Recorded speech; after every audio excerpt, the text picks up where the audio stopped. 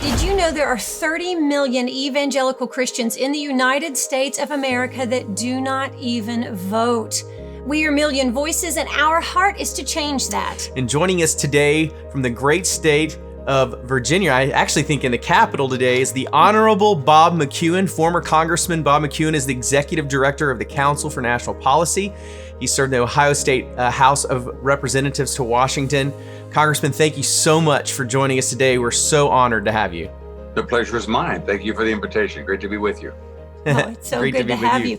Okay, we're just going to jump in. You've written a book called Politics Easy as Pie. Can you tell us about that? And is that even true?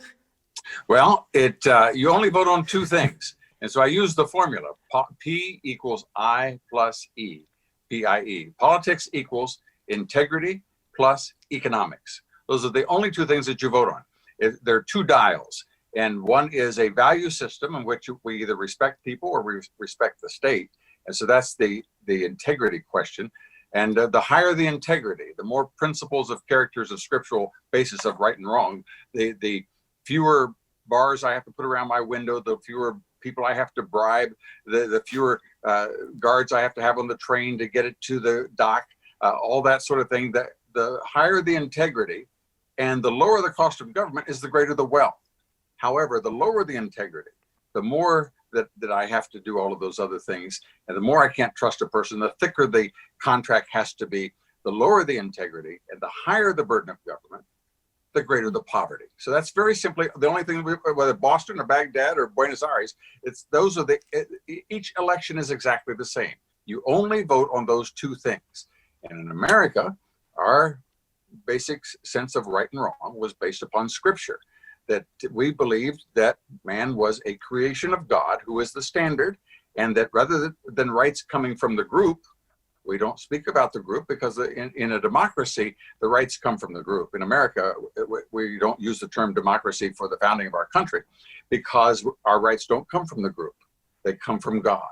Now, we democratically elect people to run that republic, but by having an integrity system that says that what God says is right, and the lower burden of government, this little 4% of the population of the world, 4% call themselves Americans, write more books, more plays, more symphonies, more copyrights, more inventions than the rest of the world combined.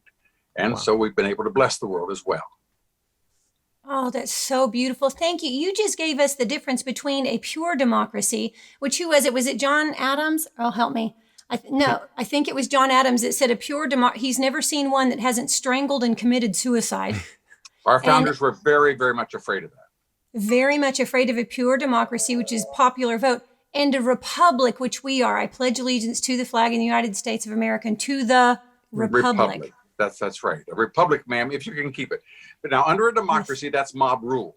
And so the word democracy does not appear in any of our founding documents. It doesn't appear in any of the constitutions of the 50 states. My daughter just spent some time, some years ago, in Rwanda, and there they had a democracy. 80% of the people were Hutu and 20% were Tutsi. And so the 80% voted to kill the 20%. And over the course of 90 days with machetes, they chopped 1 million people to pieces.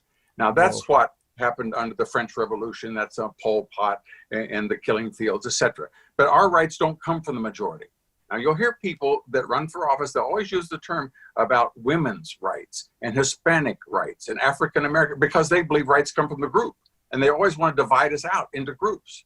But that conservatives, those are the Republicans that believe in a republic, we don't acknowledge any of those things. Either you're an American or you're not, because the rights don't come from the group, they come from God.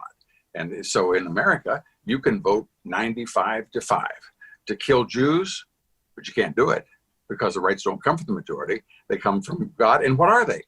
Life, liberty. Notice the sequence. See, liberty is a precious little value if you're dead. So you have to have life first, then liberty, then sewer systems and overpasses. But the first thing that you do is life. And so when somebody comes along and they say, I think that's I think it's between a woman and a doctor, and I don't want government involved in the bedroom. No. You're in the wrong country, because America is unique throughout the whole world. It's the one that protected life. So Jews knew that they could be chased from any place on the planet. If they could just get under the canopy of protection of the American flag, that they would be protected. Why? Because America protects life. And what happens from that? Well, that 4% has created the light bulb, and the people had hoped to fly for thousands of years. And the Americans invented the airplane and put men on the moon, and the telegraph and the telephone, the global positioning system, the internet has blessed the world. There are skyscrapers all over the planet. Why? Because an American by the name of Elisha Otis invented the elevator. And there are places where it's 100, 120 degrees, miserable. Why? Because a fellow, an American by the name of Willis Carrier, God love him, invented the air conditioner.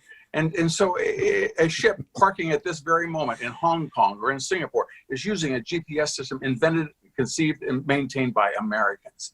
Most of the socialist countries, as you know, they don't take care of things. When socialism takes over in a city or a school system or a state, things deteriorate immediately because nobody owns it. And so the air traffic control system throughout most of Africa has deteriorated. The only way that people can fly is they use a GPS maintained by Americans. A Mercedes dealer in Buenos Aires orders a part from Stuttgart and using an internet conceived, invented, and maintained by Americans. So righteousness exalteth a nation. So this little 4% has done that more than all of the rest of the world combined, created more wealth than the rest of the world combined, and more importantly, is the lighthouse for the gospel. If you take, it's the standard of righteousness in the world. The only reason that ships aren't attacked on the high seas, as happened over 300 times last year, is because there are 327,000 Americans that wear the uniform of the United States Navy. And if a ship is attacked, as happened by the British once, who ruled the waves for 450 years, but when their little ship was attacked in the Persian Gulf, to whom did they appeal? They appealed to America, who's the standard of righteousness. And so our commitment to doing what is right has made it a focal of opposition. And furthermore, if you take all of the money that goes for global evangelism, you take all the money that goes to further the gospel from the entire world, and you increase it 5.5 times, that's still not as much as Americans give to further the gospel. So that makes America the center of attack. Scripture says if you want to take a city, you must bind a strong man. There's only one strong man in the world. It's in the United States. So take America down, the rest of it's a piece of cake. America's the one that stands with Israel. America's the one that stands for right and wrong in the banking system, in the legal system, in the maritime system. And so in this spiritual battle, it's essential that those who understand right or wrong show up and vote.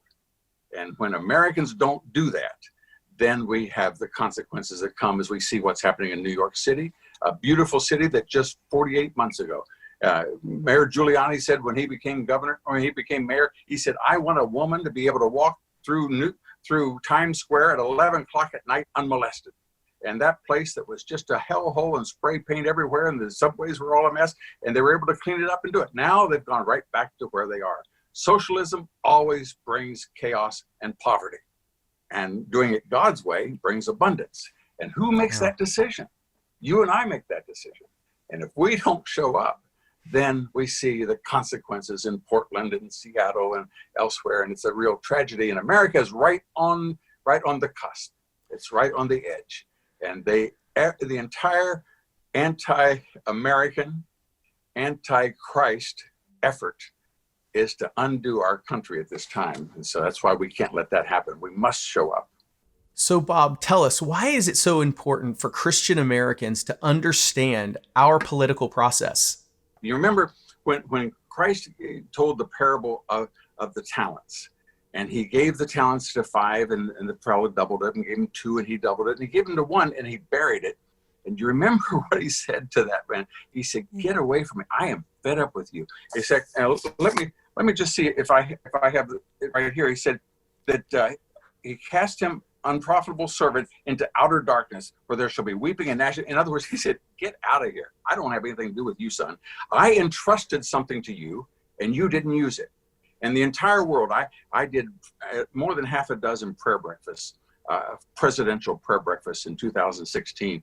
And every place that we went, as the diplomatic corps would pray, and as the parliamentarians would pray, and as the cabinet members would pray, and they would all pray for their own country, and they would pray for the leadership of the United States of America in the election, that we would choose the right leader, because they know that their independence and their freedom is dependent on what happens here.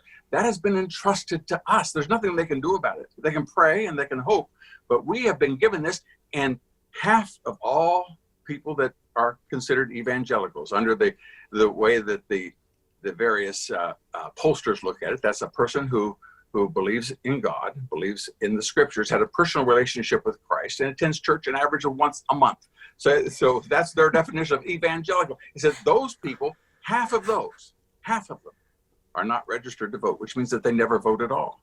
Now, let me just tell you, for lots of people, that means at least half of the people listen to us at this very second are not registered. And it's not complicated at all. You have to know your name, your birth date, and where you live. If you know those three things, then you can register to vote. And then of those that are registered to vote, of the Bible believers that are registered, half of those don't even show up.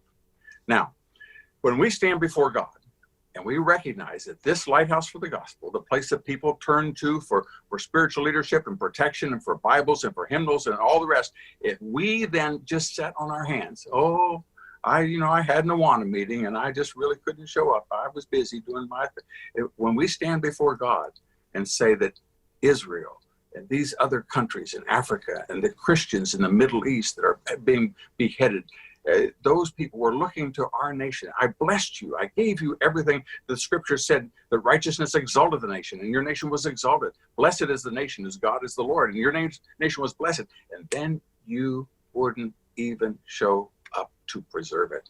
And so I hope that we'll do what is respected and responsible of us. The Lord will not look down at us and say, I buried my vote, and he'll say, depart from me. We don't want to do that. The reason that America was as strong as it was is because we had righteousness on every schoolyard, on every schoolroom. Thou shalt not kill, thou shalt not steal, thou shalt not bear false witness, thou shalt not commit adultery, thou shalt not covet. And then when the courts took that down, and we begin to see what happens with the killings and the coveting and all the rest. But now there's an effort to restore the courts. And that's where we're going right at the heart of what made America what it is. And the election in this fall will determine who's going to appoint to the Supreme Court, someone who believes in life and liberty, or someone who doesn't respect life and doesn't respect liberty. So that's our decision. God bless. Wow. Visit millionvoices.org today for more resources. We will be posting more videos just like this from thought leaders across the nation. Each of the videos connects to one of our 10 guiding truths, and today we talked about stewardship. Please visit millionvoices.org and click on Guiding Truths and get more content that matters to you.